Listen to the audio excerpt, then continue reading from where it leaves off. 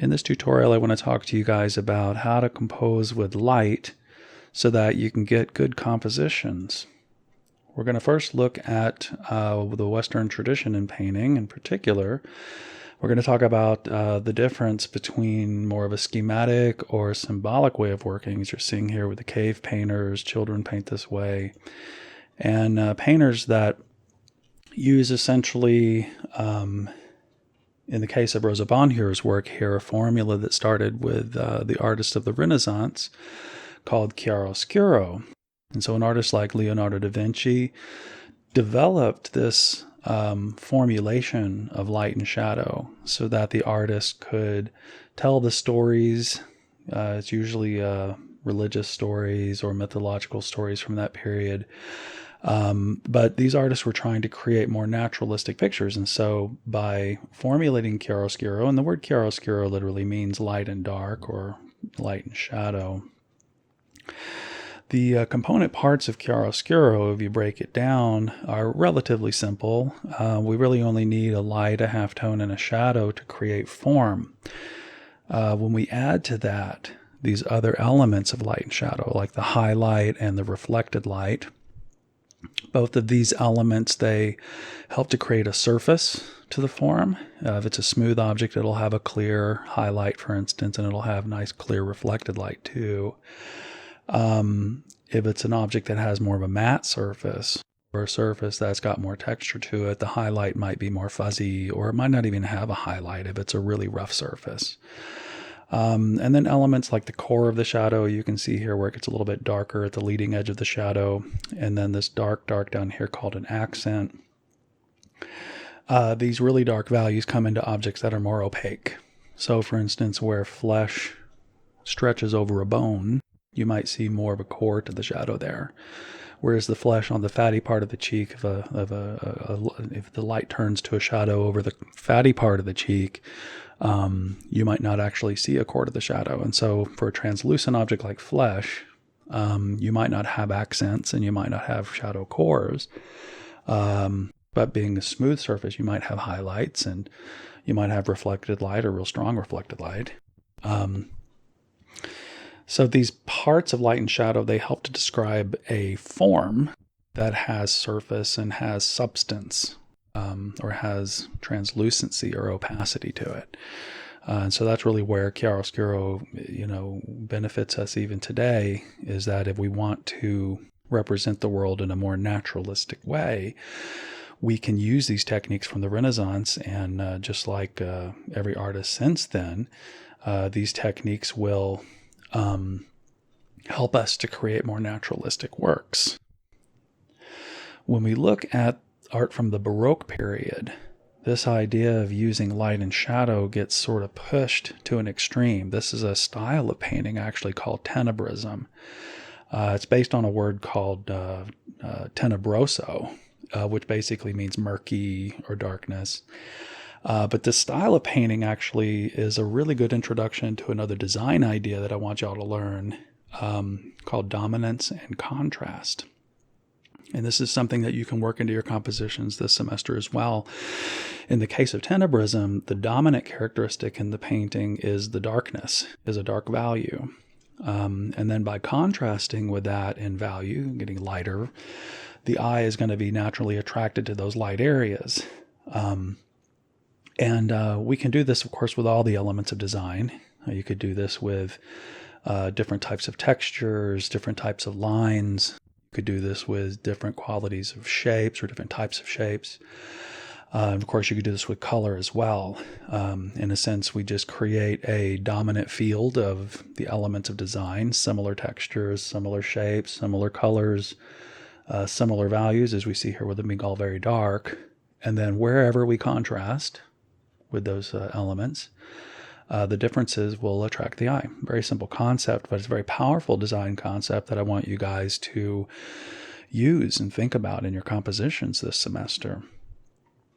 And so these techniques that the artists of the Renaissance, this chiaroscuro that they created, was used from the 15th and 16th century through the 17th century with the Baroque period. And now we're looking at the 18th century, which is kind of the century in Europe of the kings and the queens. This is a movement called Rococo, which essentially was the time period of Marie Antoinette, a little bit sort of light and fluffy, but they're still using these same techniques of chiaroscuro, even though the subject matter is changing a little bit.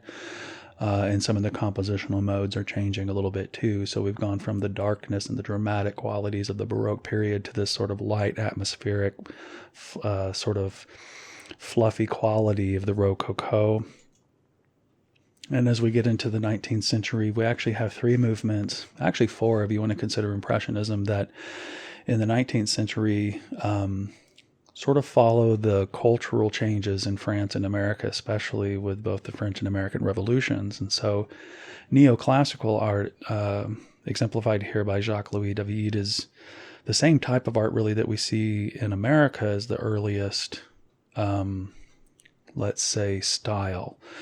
This style is very clean. They call it neoclassical because it has this sort of connection to the classical, just like the Renaissance artists wanted to connect to the Greeks and the Romans and the classical periods. At this period of time, artists like David were trying to connect to that as well. And so the American painters, when we look at an old painting, let's say of George Washington, what we'll find is usually those paintings have this neoclassical style, really clean, hard-edged, and dramatic light and shadow. Here with Jacques-Louis David, you can see the theme is very dramatic, and even the light and shadow is dramatic too. You could even say that while it's not really tenebrism, he's using the contrasting values, the lights against the darks in the background, to really help attract the eye towards the sort of main area of action here. So all these compositional modes are being used by artists, and we will find them used by American artists as well. Around the same time of neoclassical art, which really is artwork that is based on sort of reason and having self-control. There's also this movement called Romanticism, and both the neoclassical artists and the Romantic artists are still using chiaroscuro to define forms because they're trying to create somewhat naturalistic pictures. They're still creating narratives or telling stories in a way. And with Caspar David Friedrich's picture here, we see a man sort of in front of eternity in a way. And there is this sort of dramatic shift now with the figure being in silhouette and darker in the foreground with lighter in the background. So it's an interesting shift away from tenebrism. But we still see this idea of using contrast to lead the eye. But these artists are all still using chiaroscuro to develop their forms. And it's all driven towards telling a story, basically. The movement really in the middle of the 19th century towards the end is realism. And the realists are, like Millet here, the realists are still using chiaroscuro to once again create a very convincing feeling of pictorial space and a very convincing feeling of form. And it's also narrative. I mean, this is called the Gleaners. And essentially you can see the people in the background there. These are the farmers that have basically harvested, and then these are poor people that are gleaning to pick up the scraps so that they can put food on the table for their families. And so Millet and the other realist artists were focusing on subjects that were more real as opposed to religious subjects or mythological subjects. The realist artists were really focusing on a subject that was not typically found in art up to that point in time, focusing on peasants and poor people in their lives. And so realism, really the word realism with a capital R, is really in reference to this movement in the 19th century. So when in art, when a lot of times when people say that something looks realistic, well, we know what they mean. It looks like it looks in real life. But technically, we could say the word naturalism better fits that category where we're talking about just it looks real. And so in the case of a painting like this, the subject is realistic, but the figures are also depicted in a naturalistic way. And primarily, the technique for doing that comes from the Renaissance. It's chiaroscuro. It's this focus on light and shadow patterns. which is really based on colors shifting in value from light to dark, or from dark to light, if you want to think of it that way. The big shift that happens in the late 19th and early 20th century towards modernism really begins with the Impressionist artists, and it begins with Monet especially. I mean, Monet was really the Impressionist that sort of pushed the group towards painting outdoors. And the realist artists that came before, they had been working outdoors on studies that they would then use in the studio to develop studio paintings or more narrative paintings. One of the big differences between the Impressionists and the Realists and all the artists that came since the Renaissance that were using chiaroscuro is that the Impressionists turned away from using chiaroscuro, and they approached light in terms of color. And more importantly, they approached painting as a device that could be used to communicate direct experiences with nature and direct experiences with subjects that we're familiar with, people, places, and things. But these are non-narrative, and that's one of the big differences. It's one of the things that people had a real hard time with, actually, with the Impressionists when they first showed their work, is they didn't see stories there, so they weren't really sure how to take it. But for us as painters, the profound thing about the Impressionists is that they gave us a new way of looking at light and a new way of representing our perceptions of light, and sort of making the paintings even about that, as opposed to being about a story that's being told. And so when we look at all of the Impressionist artists, Mary Cassatt is actually an American who worked and showed with the Impressionists in Paris. And her work looks a little bit more realistic. You know, the contours are more clearly defined. We can clearly see she's working with highlights and so on. But this combination of impressionistic approach towards like perceiving color and showing the colors more accurately to what the eye is seeing is really where the American painters took from Impressionism and went in their own direction. If we compare this to other French Impressionist painters of the time, even a painter like Degas, who is very much interested in the classical tradition and is still defining form, is not necessarily turning away from using the formula of chiaroscuro, but like Cassatt is being very sensitive to the colors that the eye sees.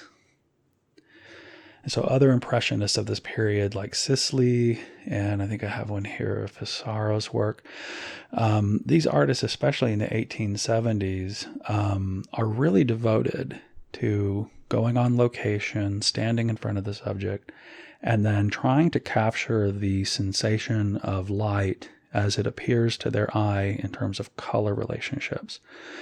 And so where a Renaissance artist would, in a sense, sort of invent, I mean, they might study light and shadow on a figure, but then in the painting, they would invent it using chiaroscuro.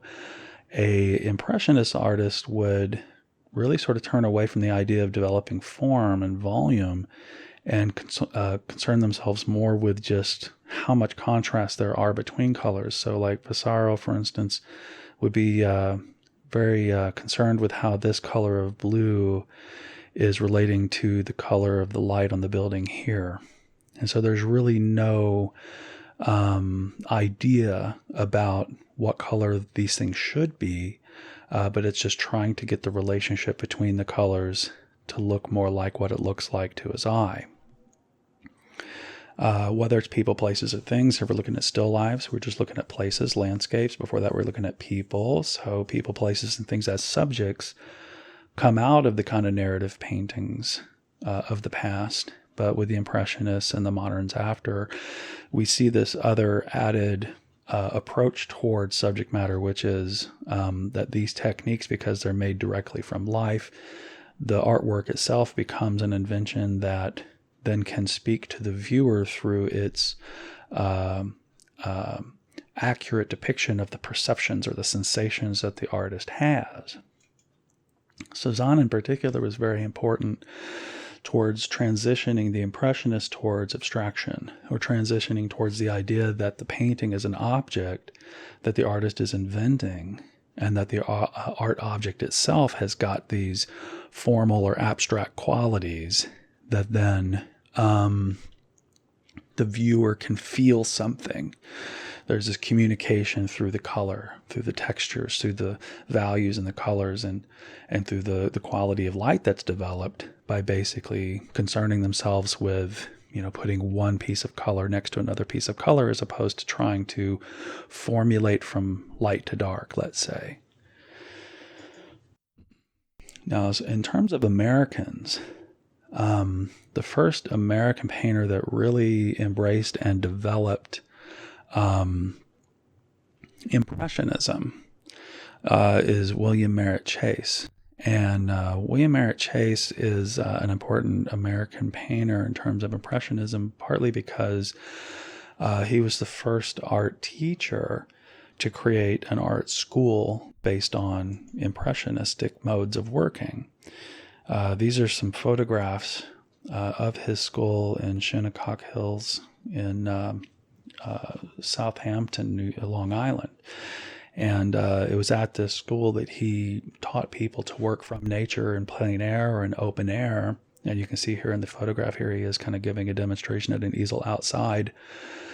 This approach towards painting was new in America as it was in other parts of the world. I mean, it was new in Paris at this time. And so Chase was one of the first teachers to teach this mode of working to his students, to introduce Impressionism to America. One of his students, and actually one of his assistants, was Charles Hawthorne. And this is a piece by Charles Hawthorne. And you can see by the specificity of the color and the shadows, for instance, that, this color is not, that's a bit more yellowy. This is a bit more greenish. That's a bit more pink. You can see the concern with color and the shadow. You can see with the concern for color and the lights as well.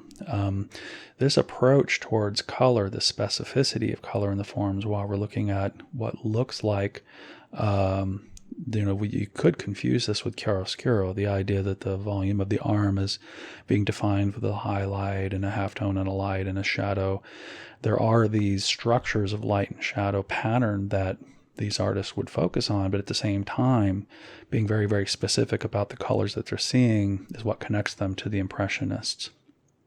Now, Hawthorne himself, he created a school in 1899, shortly after working with Chase, called the Cape Cod School of Art. And this ran for several decades. You can see him here doing the same thing, having his students work outside from models. I mean, at this point in time in academia, most art schools didn't even use live models. Most of the art schools would use casts of sculptures for students to draw from. And so the idea of working from a model, but then working from a model outside and trying to capture the light and shadow from the sun as the eye sees it in an impressionistic mode, this was entirely new for Americans as well.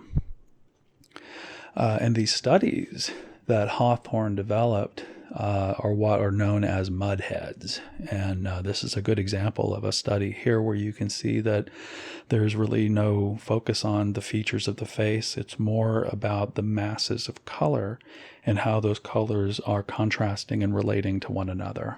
And so the general color of light on the shirt and the shadow on the shirt, how that's relating to the light on the sand and the light in the sky as compared to the shadows on the face and so on.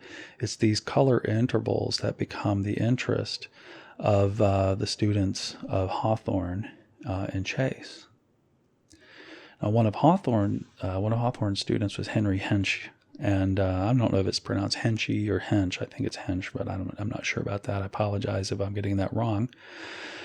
But anyway, Henry Hench was one of Hawthorne's students and worked with him as a student for about, 8 years or so before he created the Cape School. And Hawthorne died, I think, in 1931. And so Henchy sort of took over the Cape Cod School of Art. The name changed to Cape, the Cape School of Art instead of the Cape Cod School of Art. I think there was some sort of issue with the name, like Hawthorne's I think Hawthorne's wife wanted Hinch to pay for the name Cape Cod School of Art. So not being able to afford that, I think he just renamed it the Cape School of Art. I don't know if he used the same building either, but it's immaterial for what we're talking about here. I'm sorry. Like, I ramble sometimes. But what we're seeing here with Henry Hinchey's work is sort of Hawthorne's idea of working with shapes of color or masses of color next to each other, and really focusing on how the eye perceives one color next to another color, next to another color, next to another color. And as getting those color intervals working together is what creates a sense of light and atmosphere and form and space all at once. You know, this idea really of, rather than using a formulated chiaroscuro from light to dark, but instead just focusing on the color relationships that are in front of you, this was a very new way of seeing. And she was a great teacher and taught for over 50 years at Cape School before moving to Louisiana, where he continued to teach for several more decades. I think he died in the early 90s. And so these ideas were all based on what essentially started with Monet. Some of y'all are probably familiar with Monet's haystacks. And when we look at his haystacks, what we're essentially seeing is this way of working with color relationships. So the haystacks in particular are very important because in these paintings, basically, he is showing the exact same subject at different times of day. And because he's trying to capture the colors that his eyes see, the subjective expression of what he's experiencing visually, it becomes apparent that it's not really about a narrative. It's not about telling a story. It's not even about creating form in a painting. It's about just focusing on communicating the subjective experience of color, the perception of color, in order to communicate this experience with something that is moving and something that's beautiful in your space. Now, you're working at home this semester, and so you certainly can work from life. And I think working from life is much better than working from photographs. If you can, you're going to see color differently with your eye than you will through a photograph. It takes time to really see the difference between how a camera sees and how the eye sees to know this. But if you work from life and you work from photographs of the same subject, you'll find that working from life is much better, and our eyes are much more sensitive to very subtle color differences that the camera just is not really picking up on. And so the relationships between the colors in terms of working from life are always going to be better.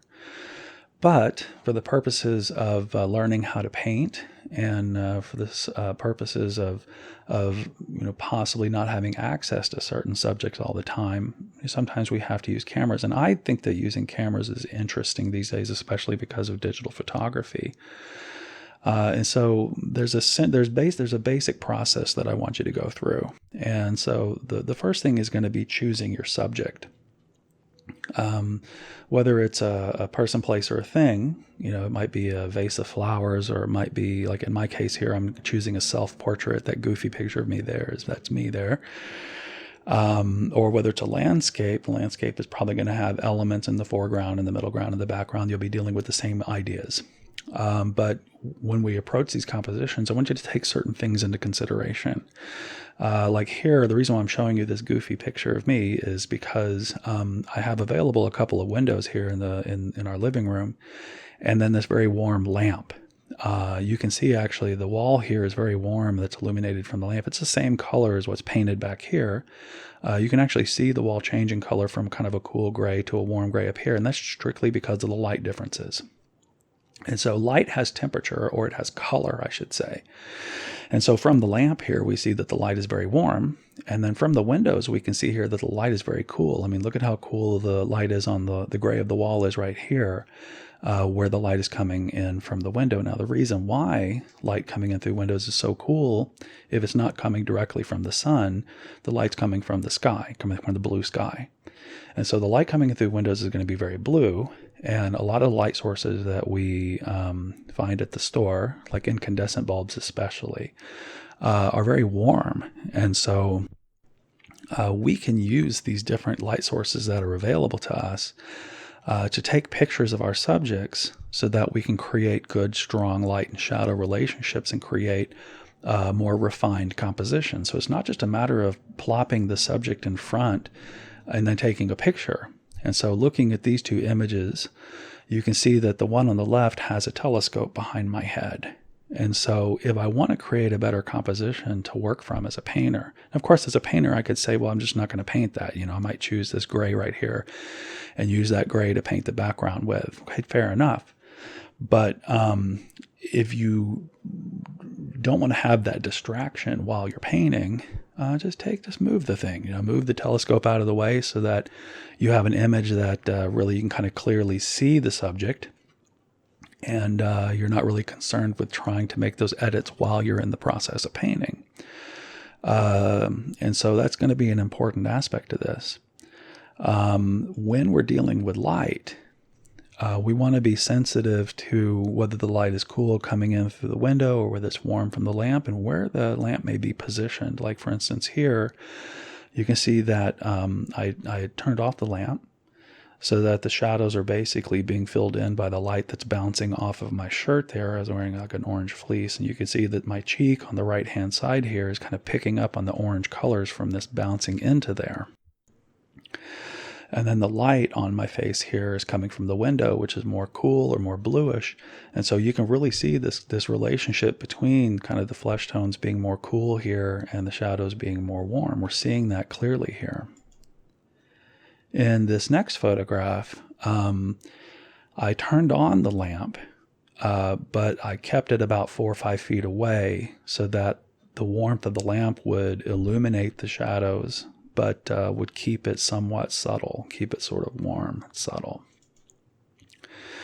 The thing about reflected light, and what I was just showing you there with the lamp sort of illuminating the shadows, the thing you have to understand about reflected light is that we see it all the time all around us. We don't really realize it without thinking about it. If you're not looking directly into a light source, you're seeing light that's reflecting off of something.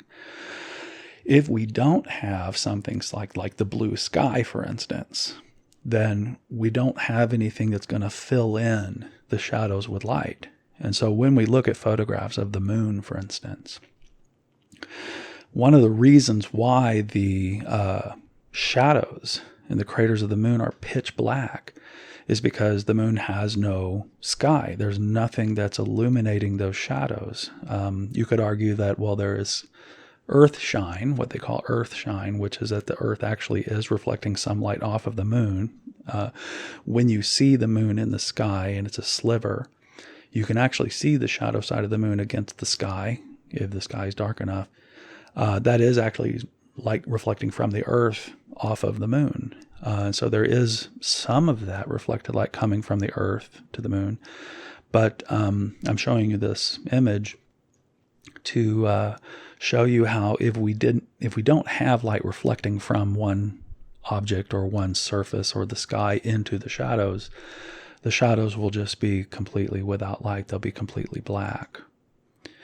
And so when we're lighting a form, we want to be thinking about how the form is facing towards those different light sources and how we can use the different colored light sources, like this, the difference between a warm lamp and a window is being used here to make it really extreme. But one of them may be dominant, and one of them may be used more as like a fill light, kind of filling in the shadows. As we're seeing here, the lamp is the dominant light source, very strong on the front planes of the face here and right here. And then on the side planes of the face here and on the side of the nose, we're seeing the light coming from the window on the right-hand side. And it really creates a very strong feeling of form, and it creates a very strong feeling of space as well. In this one, I closed the window behind. And you might argue that, well, okay, the shadow is filled in still with some light. It is more subtle. In this case, the light on the figure is very dramatic, and the shadow side is darker, so maybe that creates a sense of form. But it could be argued that seeing the form with the light coming from the cool window to define the side planes of the face here and the side plane of the nose here, it creates an even stronger sense of form possibly. But it's a different sort of choice. It's subjective. And so I want you to play with light and shadow and play with the different light sources you have available and the windows that you have available as you're photographing subjects or as you're setting them up to paint, if you're going to paint them from life. Think about what light sources you have available and how you're going to use them to create these patterns for your paintings. And in this case, I turned off the warm lamp, and you can see now that the light coming from the window on the right-hand side now is playing the role of being the dominant light source now. On the shadow side of the form, you'll see right along the edge of the face here and the cheek and the eye right here that the light coming from the window on the left-hand side is sort of filling these shadows in, but it's also sort of defining that edge. This is in photography, I think what they call hair light. People that videotape interviews, like if you ever watch TV like Dateline or any of these news programs where a person's being interviewed, oftentimes they'll have a strong light on one part of their face, and they'll have a fill light coming in and filling in the shadows a little bit. But then there's this third light source that is creating a contour. In this case, it's creating a contour on my face and on my nose right here especially. You can see that little light line there on my nose against the darker eye right there. That's that rim light right there they call hair light, because oftentimes they're using it to light just the top of the head to kind of rim the hair, kind of in the same way that I'm sort of rimming the face right here. So I call it rim light. Some people call it hair light. I'm not a photographer, so I may be using the wrong word, but that's okay. What doesn't really matter. The main thing is that you understand that you can position your subject in relationship to the windows and the light sources that you have available to create these qualities of light and shadow and form and space, so that your paintings will have that in them. This whole semester really is going to be a semester where we're going to focus on building skills. And so I'll be referring back to Chiaroscuro a little bit. I'll be referring to the Impressionists a little bit. But with all of our projects, we're really going to be focusing on building some traditional skills in working with light and shadow and developing volume and form and space and air in our pictures. It's easy to do caveman art. It's easy to do children's art where we're working schematically. Abstraction to a certain degree can be very easy. It's much harder to learn these academic traditional modes of working, and this is going to be the time and the place to do that. And so I'm going to be working with you guys to try to help you build these skills. And I hope that you're into that. I hope that that's what you're looking for, because that's really what I'm going to be asking you to do. And we're only going to be doing this for a month, basically. And so during the month of June, we're going to work together 4 days a week, and hopefully you'll continue to work on your work between Thursdays and Mondays to really kind of develop while you're working with me and, make use of me. I'm going to show you now some pictures that I've made. These are some paintings that I've made using my phone. I have an Android, and the app that I'm using is called Art Rage. And Art Rage is basically a painting app that you can use to imitate traditional painting media. You'll recognize this image here. This was one of the photographs that I just showed you. I worked from that photograph using this digital painting medium to create this painting, this self-portrait. I used the same app to create this one, and all these images you're going to look at here are basically just a little series of self-portraits that I've created. And all of them are being lit by sources that are available in my home. I've made all of these paintings actually within the past month or so, since we started with this whole pandemic. We've been kind of homebound. I started doing some self-portraits in the house. And so I'm looking for these light sources that are available. This is actually sunlight coming through blinds. That's probably pretty obvious. You can see the stripes on my shirt and the bright light on my face and areas. And so most of my figure here is being lit by the light that's available bouncing around within the room. These strips of bright light that you see, and these kind of brighter oranges and the bright whites that are on the skin and on the shirt and down here. These lighter values are just basically direct light sort of peeking through the blinds. And so this combination of the sort of ambient, cooler light in the room with this warmer, direct sunlight, sort of dappled or bleeding in through the blinds, creates a certain effect, and I just liked it. So I created this painting using that photo. This is another photo that I shot. I think this one I'm standing in we have a half bath downstairs, and I liked that the light in there just seemed very dark and dramatic, and so this was just light coming in through the door on the side. It creates this nice effect. That's the thing that I want to communicate to you, is that you don't have to rack your brain doing this. I think if you are setting your subject up around you and looking at where the light sources are, and just try doing different things with the lights while you move the subject around within that space and in relationship to those different light sources. Move one light further away, move it closer in, move the object more in front of the light or behind the light to kind of shift the way the light is defining the volume of the form.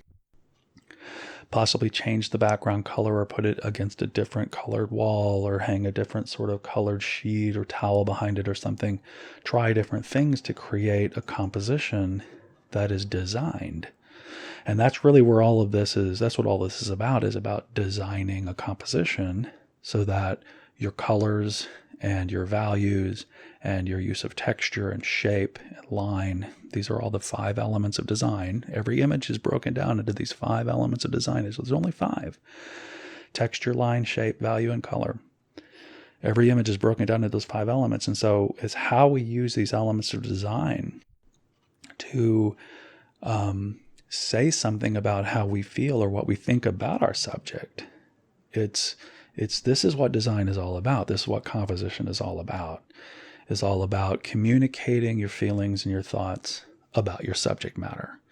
And so choose a subject that you feel something about, and then think about how the background is going to contrast with what it is that you want to bring out of that subject, or how it does not contrast, and allow the composition to develop around that idea of a dominant characteristic, similar textures, similar values, similar shapes, lines, colors. Where things are similar, they'll hold it together. Like, for instance, in this one, you can really see the brush strokes. See, this is still a digital painting. It just looks like a real painting because of the way it imitates brushwork. So in this case, the texture is pretty much the same throughout. So that's a dominant characteristic. Where we're looking at shapes, we're also seeing similar types of shapes. These are all the shapes are all similar. We're not looking at like natural, organic, soft shapes and hard edge shapes. And these shapes all have the same sort of geometrical sort of quality to them. So we have similar textures, similar shapes.